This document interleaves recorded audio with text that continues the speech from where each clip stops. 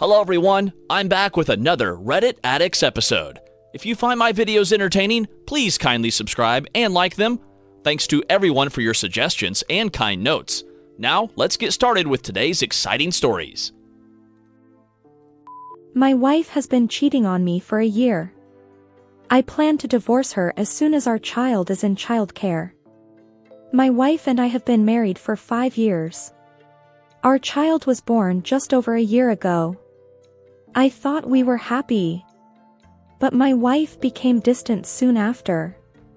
She stopped being interested in intimacy, stopped showing any affection towards me. She seemed to enjoy spending time with me less and less with each passing week and month. I have tried talking to her about it, but she has blocked any effort from me. I was unable to reach her. Then, about 3 months ago, I saw a notification on her phone. I was not snooping, I just wanted to pause the music she had playing. But there it was. Can't wait to see you tonight. I've been hard all day. It was a text from her male best friend. My heart skipped a few beats. I started to look through her phone and found loads of texts going back months. Nude pictures, dirty talk, everything. I wanted to throw up. Apparently they started getting closer a few weeks after the child was born, and started sleeping together around 3 months after the birth. All those nights she went out with her girlfriends, she actually spent at his house. I wanted to confront her. To leave her and be done with her. But we have a child that needs us. I knew I couldn't take care of a child alone, at least not until he would go to kindergarten.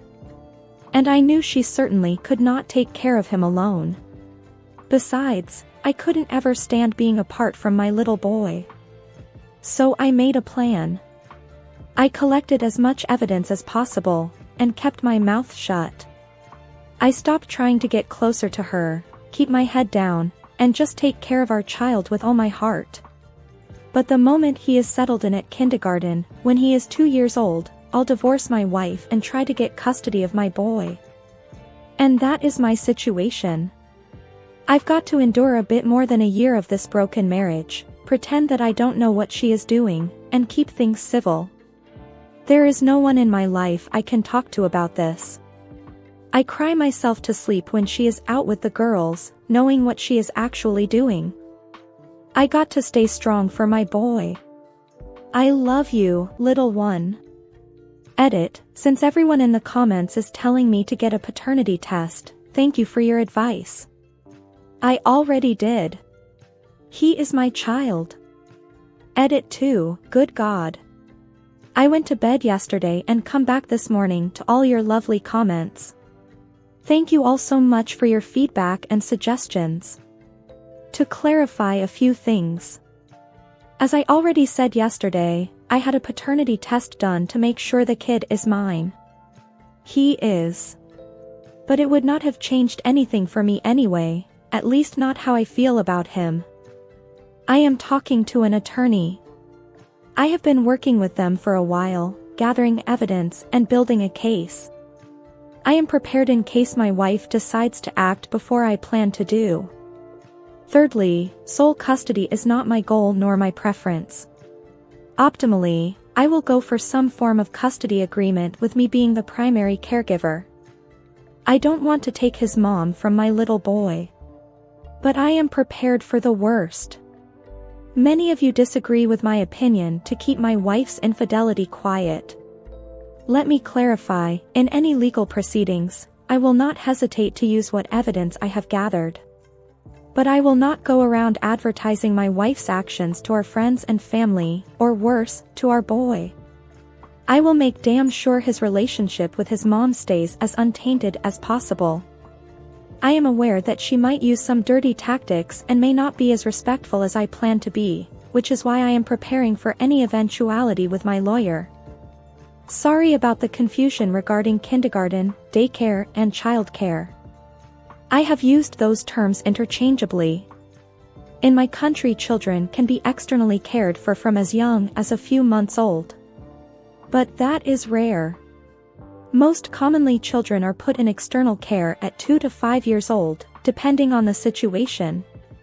In our case, childcare under the age of 2 is not available, and our financial situation is a bit more complicated than I care to elaborate. Suffice it to say, I have done my research and have determined that external childcare is not feasible or affordable until he is 2, and me staying home to care for him full-time is also not feasible. So to be sure I can take care of him all by myself, in case the separation goes less than smooth, I am waiting until he is regularly going to external childcare. Comment 1. Exactly right on the custody. Family court doesn't give a fuck about anything except parenting. My dad once again began engaging in his expensively hobby of dragging my mom to court for no reason recently and filed for full custody of my younger sibling. He told the judge that my mom's household wasn't stable because we had moved a few times since COVID, and that my mom was moving to different school districts to avoid CPS getting called for truancy.